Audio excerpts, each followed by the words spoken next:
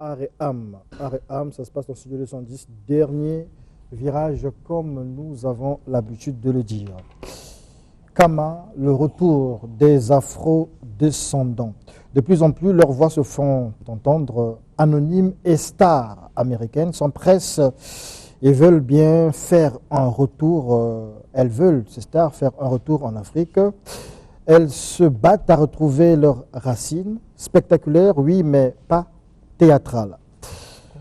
Spectaculaire, mais pas théâtral, c'est un véritable besoin de retour aux sources, retour aux origines, mais qu'est-ce qui motive réellement ces afro-descendants, ce besoin de retour dans un continent vraisemblablement en retard du point de vue développement et rangé par des guerres inter-États ou intestines.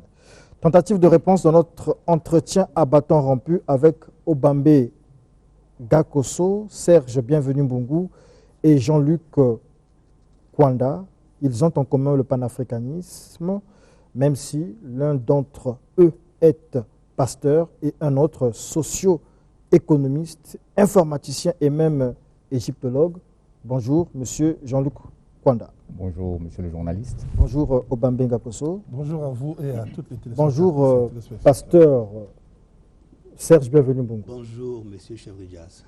Alors, je vais tout de suite lire l'extrait d'une interview ici. Je veux voir cette nation sourire à nouveau. Et donc, ce sont là les propos de Stevie Wonder, faisant allusion aux États-Unis d'Amérique. Je veux le voir avant que je ne déménage au Ghana, parce que c'est ce que je vais faire. Ces propos sont recueillis d'une interview télévisée qu'il accordait début 2021, donc en février, je pense, à Oprah Winfrey. L'artiste, lui, fustigeait le racisme aux États-Unis. Mais dans la foulée, on le sait, on l'a vu, il y a des artistes comme Ludacris qui sont allés au Gabon pour les tests ADN, retrouver leurs traces, et de plus en plus d'artistes américains le font. Il y a l'artiste d'origine sénégalaise, Akon, qui essaie aussi de pousser les Américains, sinon les Afro-descendants ou Afro-Américains, vers ce retour. Pasteur Bienvenu Mbungu, nous en avons évoqué ici. C'est vrai, pas directement la question, mais vous nous expliquiez à l'époque l'histoire du Wakanda, Black Panther. Finalement, par rapport à ça, comment vous réagissez? Bon, merci beaucoup, monsieur chef de jazz, de ce que vous nous accordez cette opportunité de nous exprimer pour la énième fois sur ce plateau, sur ce sujet particulier et d'actualité. Oui, vous avez évoqué le cas d'un pasteur qui est à la fois panafricaniste, ça fait la curiosité de nombreux d'entre nous, mais en réalité, il n'y a pas de mal à ce qu'on concilie la Bible avec le panafricanisme. Et c'est d'ailleurs partant de la Bible que nous sommes parvenus à cette conclusion que, au fond, l'homme noir était une entité aujourd'hui partagée. D'un côté, il y a la dimension corporelle avec l'Afrique continentale, et de l'autre, la dimension immatérielle ou spirituelle avec cette partie de la diaspora qui est partie. Et quand je parle de diaspora, c'est aussi bien nos frères qui sont partis pour des séjours en France ou en Amérique que des afro-descendants. Donc l'Afrique ne fera sa totalité qu'avec le retour des autres. À ce moment-là, nous aurons à la fois la dimension corporelle qu'incarne l'Afrique continentale et la dimension immatérielle qu'incarnent les autres. Je tentais de suivre une vidéo hier. C'est notre ministre des PME qui est sorti du gouvernement, Mme Bougani, qui est allée rencontrer justement un de ces afro-descendants qui est basé aujourd'hui au Bénin. On l'appelle Godefroy Samjo. Il a excellé dans le domaine de l'agro-industrie. Et Madame la ministre a pensé que cette expérience qui est vécue par le Bénin devra, d'après ces termes, être dupliquée ici au Congo. Et apparemment, le gouvernement est déjà avancé. Ce retour annoncé, ces envies à vouloir faire des tests ADN pour retrouver leurs racines, est-ce que c'est le signe ou le départ, sinon la réalisation d'une, on va dire, volonté prophétique, Oui, prophétique. Oui, c'est l'accomplissement de la trame prophétique, parce que dans l'ouvrage, Maintenant l'Afrique, pour ceux qui l'ont, vous pourrez lire à la page 208. Nous évoquons à travers le texte d'Ézéchiel 29, versets 14 à 15, le retour de cette diaspora éparpillée de par le monde sur le continent. Évidemment, c'est codé. Quand on parle des Égyptiens qui ont été dispersés, si vous cherchez les Égyptiens à travers le peuple des Fela et des Coptes qui occupent l'Égypte d'aujourd'hui, vous ne trouverez pas une diaspora égyptienne dans le monde. Donc quand on parle de l'Égypte qui a été dispersée dans le monde entier, il s'agit bien du peuple noir. Et c'est en cela que le combat de Cheikh Anta Diop et d'Obenga demeure d'actualité, parce qu'ils ont trouvé le premier, l'importance du code Égypte. Dans la Bible, et dans ce passage en particulier, on annonce le retour de cette diaspora égyptienne, mais c'est en réalité la diaspora africaine. Et c'est ce qui se réalise aujourd'hui. Merci beaucoup. Le regard de l'intellectuel universitaire, l'égyptologue, en fait, que j'ai cité, M. Jean-Luc Kwanda. Alors, vous avez évoqué un mouvement qui est certes encore embryonnaire, mais hautement symbolique, hein, le retour des afrodescendants sur le continent. Mais je dirais, pour commencer, qu'il est difficile de parler de cette question sans rappeler les conditions de leur départ du continent, sans rappeler les conditions de départ, sans évoquer la situation dans laquelle ils ont vécu la période de la traite négrière, et bien évidemment, sans aussi rappeler les conditions dans lesquelles ils se sont adaptés au nouveau monde qui s'offrait à eux. Ils ont inventé dans cette Amérique post-esclavagiste. Tant qu'on n'a pas rappelé ces trois événements dans leur trajectoire, il est difficile, effectivement, on va rentrer inutilement dans des débats prophétiques ou je ne sais quoi. Mais ici, il s'agit d'une trajectoire des hommes et des femmes qui ont construit leur vie, qui à un moment leur a été imposée, et qui finalement obéissent à une logique. J'aimerais bien qu'on insiste sur la dimension, le contexte de départ, le contexte de leur départ. Pourquoi ces hommes et ces femmes ont dû quitter un continent dans lequel, ou pour lequel ils n'avaient rien. Ils ont été arrachés à ce continent-là, il faut qu'on... Voilà, ils ont été arrachés et des milliers de personnes sont parties, et ce sont les plus valides d'entre nous qui ont quitté le continent, qui se sont retrouvés dans un monde inattendu. Et la période dans laquelle ils ont vécu l'esclavage ou la traite négrière explique aussi les comportements qu'ils ont eus. La période post-esclavagiste qui a vu façonner ces hommes et ces femmes dans un contexte de racisme décomplexé. Ils ont dû affronter un univers hostile qui a contribué à les ériger aussi en guerriers, en grands guerriers. Aujourd'hui, lorsque vous arrivez aux États-Unis, vous pouvez tout à fait librement vivre en vase clos en tant que noir. Vous avez vos propres banques, vous avez des magasins d'alimentation, vous pouvez envoyer vos enfants dans des écoles pour noirs, vous pouvez mettre votre argent dans des banques détenues. Dans la foulée, je pense qu'il y a l'artiste Puff Daddy qui pensait à créer un parti politique des Noirs. Spécialement. Il y avait déjà le Black Panther Party par le passé. Oui. Mais là, plus récemment, Puff Daddy a un parti qui parle simplement des questions des Noirs avec les Noirs. Voilà. Donc vous voyez que ceux qui prennent la décision de revenir en Afrique, c'est une suite logique d'une attitude qui, depuis 50, 60 ans, a vu naître des hommes et des femmes qui se revendiquaient dans leur origine. Est-ce que ce ne sont pas les conséquences du racisme, comme l'évoquait Stevie Wonder dans cette interview? Mais c'est ce que je viens de vous dire, c'est un racisme décomplexé. Vous savez que pendant la période post-coloniale, on a vu naître des mouvements comme le Ku Klux Klan, on a vu naître des mouvements des suprémacistes. Et donc, les Noirs américains ont dû faire face à cet environnement très hostile et décomplexé C'était peut-être pas institutionnalisé, mais ça se vivait. Récemment encore, il y a une année, vous avez suivi le noir qui a été écrasé au vu au su de tout le monde, où on entendait dire un acteur américain qui disait le racisme n'est pas en train de naître, il est simplement en train d'être filmé. D'accord. Et donc, ces hommes et ces femmes se sont construits. Et dans cet environnement, ils ont dû construire leur monde à eux par des écoles. Je rappelle que depuis une cinquantaine d'années, les grands intellectuels noirs américains sortent de certaines écoles comme Morehouse ou autres.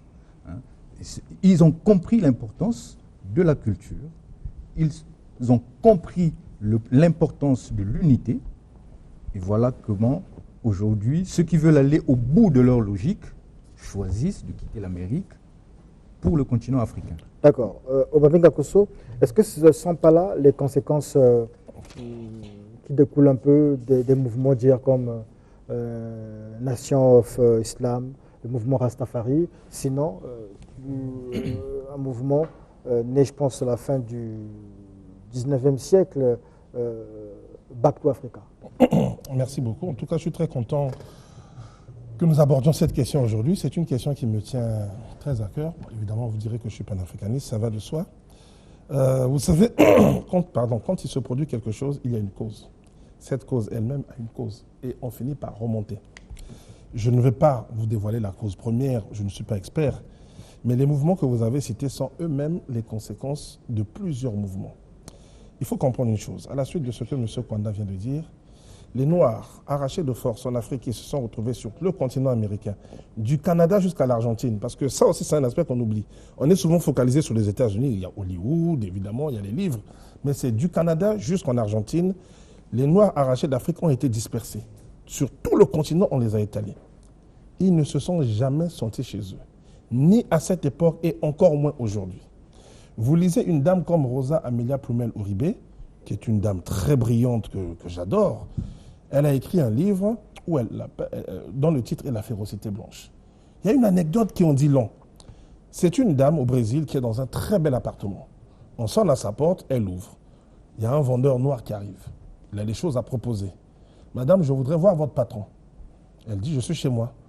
Madame, je suis sérieux, je voudrais voir votre patronne. Si votre patron n'est pas là, je suis chez moi.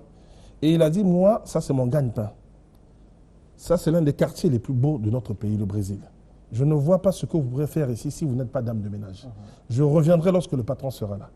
La dame à qui s'est adressée est une universitaire. Elle est titulaire de 2 doctorats qu'elle a obtenus au Brésil, qu'elle a obtenus à Paris.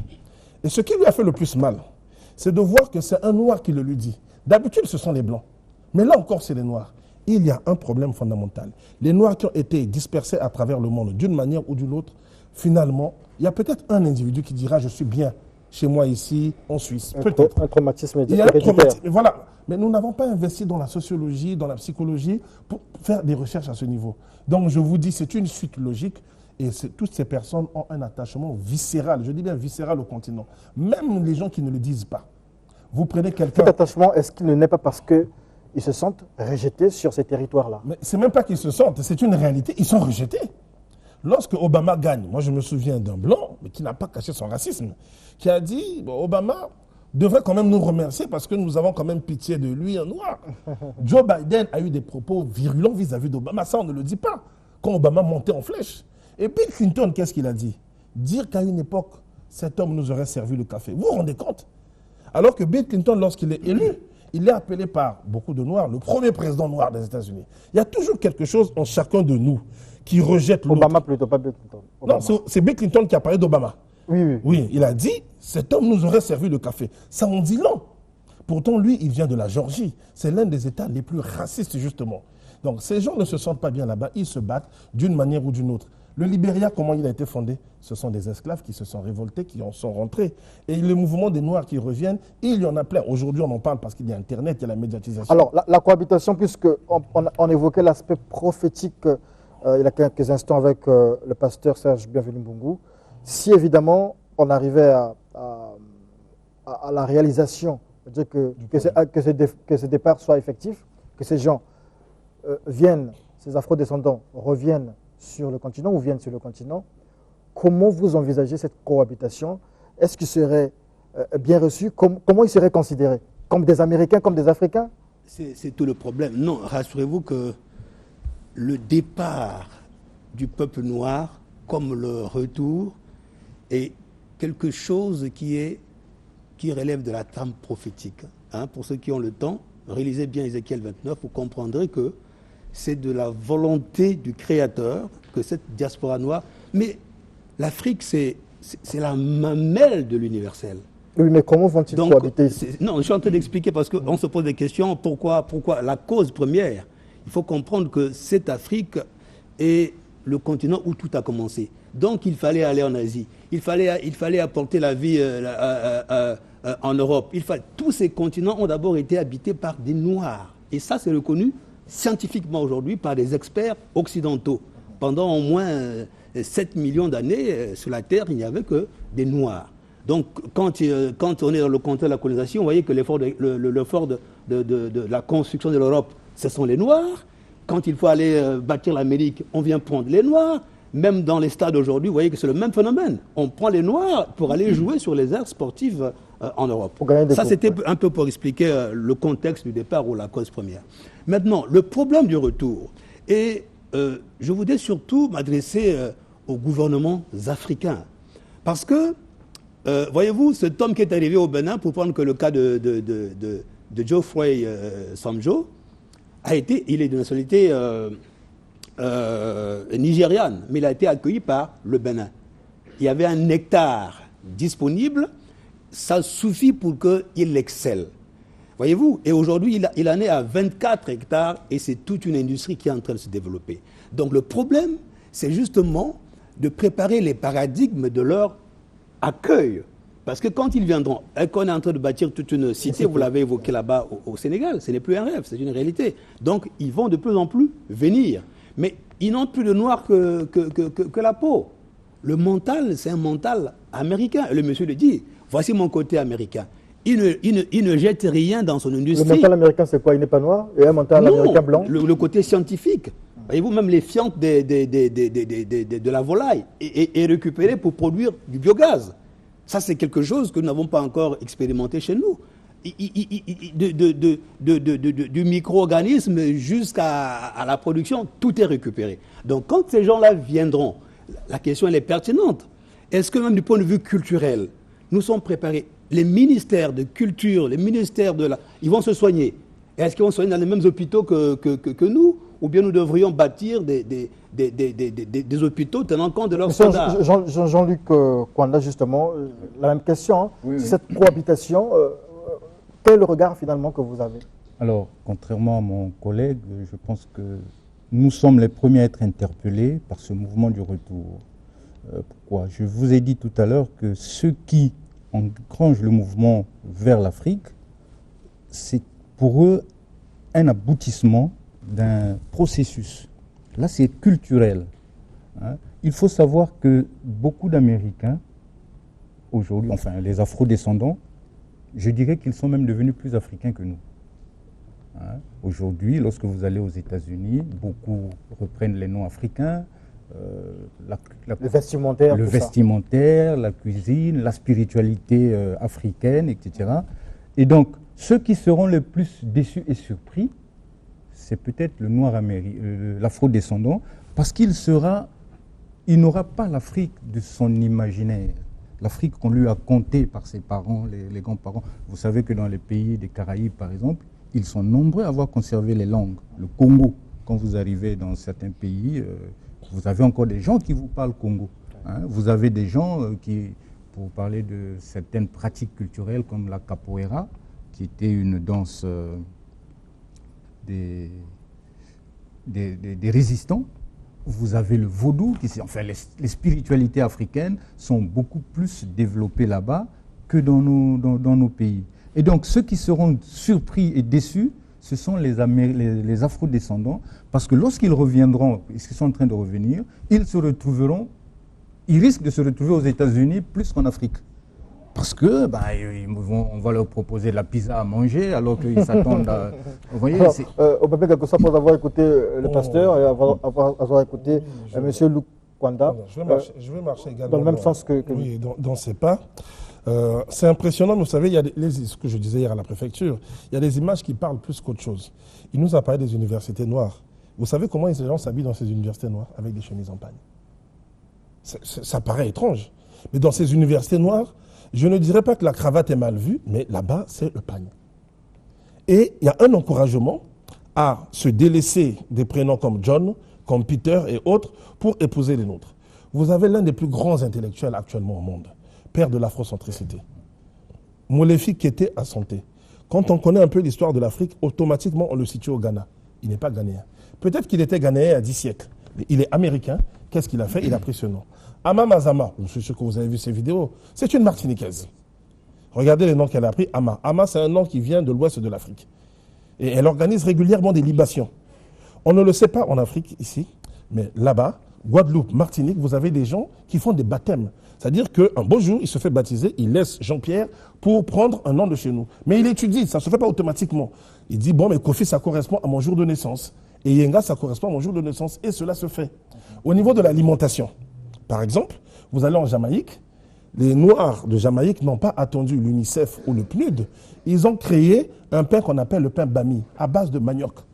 Donc pendant que nous ici, quand le blé n'est pas importé, nos enfants meurent de faim parce qu'on n'arrive pas à leur faire du pain, les Noirs de Jamaïque, le manioc qui est cultivé derrière la maison, dans le jardin, dans la plantation, et il permet de faire le manioc. Mais c'est l'héritage qui vient de chez nous. D'accord. On me dit que nous sommes à la fin de l'émission, mais la parole à qui veut la prendre, peut-être qu'on pourra continuer cette discussion.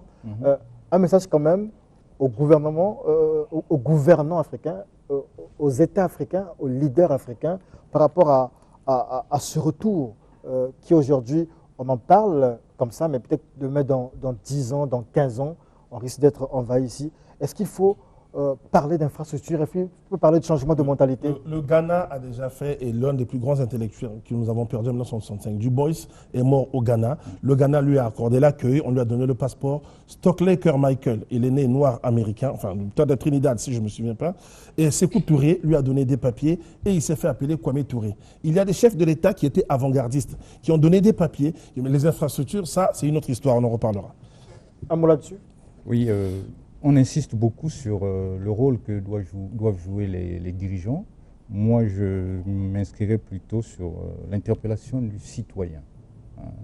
Le citoyen doit prendre ses responsabilités aussi. On a vu, il y a eu beaucoup de promotions d'idées, etc., qui n'ont jamais été suivies des faits parce que, justement, l'homme politique ou le dirigeant est en décalage, en déphasage avec la situation du moment. Mais si seulement les citoyens eux-mêmes pouvaient prendre le mouvement, on voit d'ailleurs dans la plupart des cas, lorsqu'il y a des mouvements citoyens, ce sont les citoyens qui prennent le relais et pas les hommes politiques. D'accord, quelques secondes qui restent. Oui, l'Afrique centrale a été un des principaux points de départ de ces mouvements migratoires.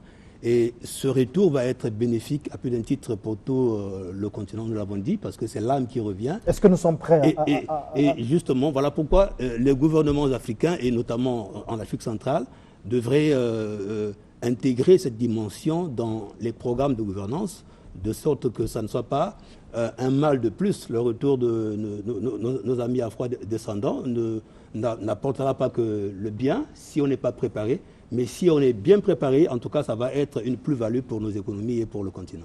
Merci beaucoup, Serge. Bienvenue, Mbongu. Je rappelle que vous êtes panafricaniste, écrivain et pasteur. Je souligne de l'Église évangélique du Congo. Mais c'est vrai que si vous ne parlez pas au nom de l'Église évangélique du Congo, il faut toujours le souligner. Obamenga Kosso, panafricaniste, critique littéraire. On était ensemble à la préfecture. Vous avez évoqué ça tout à l'heure. Jean-Luc Kwanda, enseignant à l'université Maringouabi, égyptologue, on va dire historien, socio-économiste. Vous êtes aussi plongé dans le monde de l'environnement. On vous dit merci d'avoir partagé ces idées avec nous autour de ce retour des Afro-descendants sur Kama. Et on compte peut-être vous retrouver dimanche prochain pour continuer la discussion. Vous remercions. Merci beaucoup. C'était Studio 210. On va profiter là de remercier Flori Badiatila, Paul Eustache, Gilbrel Mbongo Itoa, Ripolvi Mayelas, Junior Komo Bin Kakozi, Destin Gasaki, Graziani Machingu, Ernest Lucrèche, Ngoma Constant Bouyou, Francine Desrussia, Bellhomme Ezekiel, Bess Junior qui nous suit depuis Pointe-Noire. Et donc, ce sont là des gens qui réagissent sur nos réseaux sociaux. Il y a beaucoup de messages. Nous essayerons de les lire dimanche prochain, et bien si les mêmes invités sont là. Et peut-être que si un ou deux s'ajoutent, on ajoutera aussi un certain nombre de minutes. On vous dit merci et merci surtout à l'équipe du Studio 210, toute la grande équipe du Studio 210. Merci.